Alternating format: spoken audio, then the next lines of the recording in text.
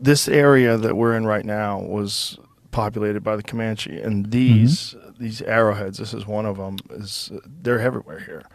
I mean, they're what now? They're everywhere here. Yep. There's a friend of mine who has a ranch out here, and he finds hundreds, if not thousands of them a year. Yeah. And he actively sifts through them, and he puts them up on his website, on his Instagram page, and he sent me one of them. And this is just one of who knows how many, if not hundreds of thousands of these that have been found in this area where these people lived for a long time. Surviving off the buffalo and wild game, and primarily eating only meat, which gave them a big advantage over the Americans who came here who needed carbohydrates and who they couldn't go a day or two without eating, without being completely diminished. Whereas just because their body had adapted to eating meat, they were essentially in ketosis. And they were eating meat, and it didn't bother them to go a day without food. Mm-hmm. They had all these advantages. Yep. Beautifully adapted, partly by their own planning, partly just good chance. Yeah. Yeah. And also their strategies, their ability. We think of Native Americans, we think of archers as having a quiver on their back, and they pull an arrow from the quiver and put it in. But they carried multiple arrows in each finger. So in the 4 fingers of the hand, they would have 4 arrows sitting in their hands, ready to go.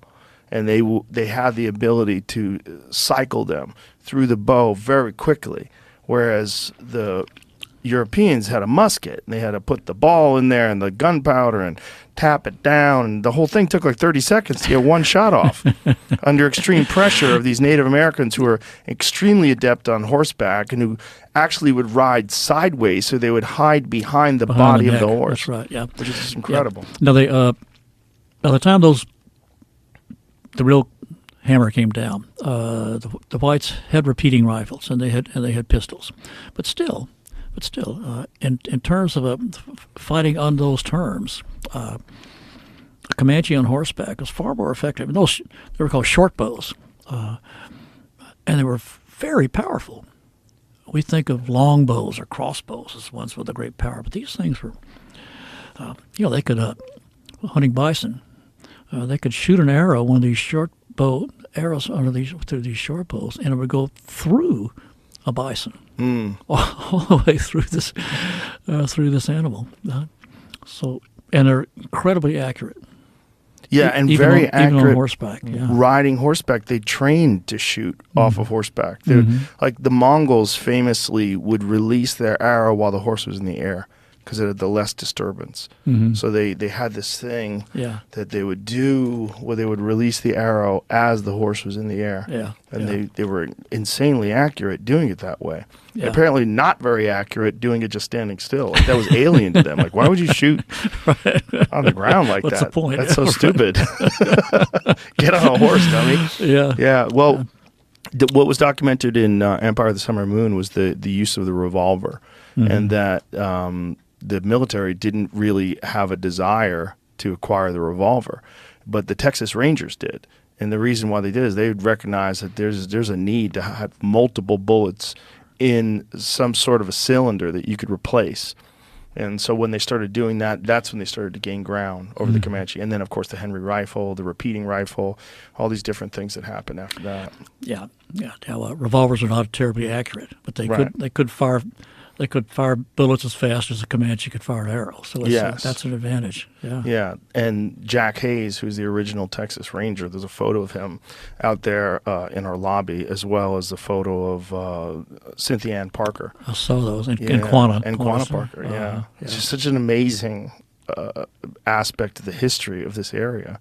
I mean, in this region, when you drive around, you'll see like Quanah Parker Lane. You'll see like all these Comanche names that have been put on streets. Yeah. Well, Cynthia was taken not far from here. Right. 11 years old. Yeah. Yeah. It's a crazy story, right? It's an amazing story. Yeah. This whole place transformed so rapidly, and it's just it's interesting that this sort of independent philosophy of Texans probably had a lot to do with how difficult it was to take over this place. Yeah, I think you can push that a little too far, but there's certainly something to that. It'd be awfully tough people. How could you push it too far, and what do you mean by that? Well, I think that so many of the people in Texas and elsewhere, they were just sort of ordinary folks, and they really didn't have to go through the kind of transformation, of kind of adaptive transformation that would produce those kinds of abilities. But the ones on the cutting edge, the ones out there, that was true of them. Yes. Tough guys. Charlie Goodnight, you know that name? Yes. Charles Goodnight, yeah. Good example of that. Yeah. He's a tough guy. His partner, Oliver Loving, was killed by Comanches out in West Texas, and he had to go through some serious stuff. Goodnight did, and others at that time to make it. Did the Comanches have a reservation? Not as such. There were, at the very end of this, right before it all fell apart, they were on sort of government land had been set aside far north Texas, up at the border of Oklahoma. Stayed on that, but didn't last. The animosity, the unalloyed hatred, mutual hatred between Comanches and Texas. It's hard to exaggerate it. It was just, it was like Palestinians and Israelis, Hamas and Israelis. It's just, you could not reconcile it. And so the government, was trying to give these folks a chance to become farmers and the rest of it. So they put them on this piece of land. But the Texans kept at them. And finally they just said, enough of that. You're going back to the Panhandle. So besides that, no. Texas has only a couple of reservations by the end of the story. One in East Texas. The reason is, of course, that these hostilities between Texans and Indians is so extreme that they're either all Indians or either all killed or driven out.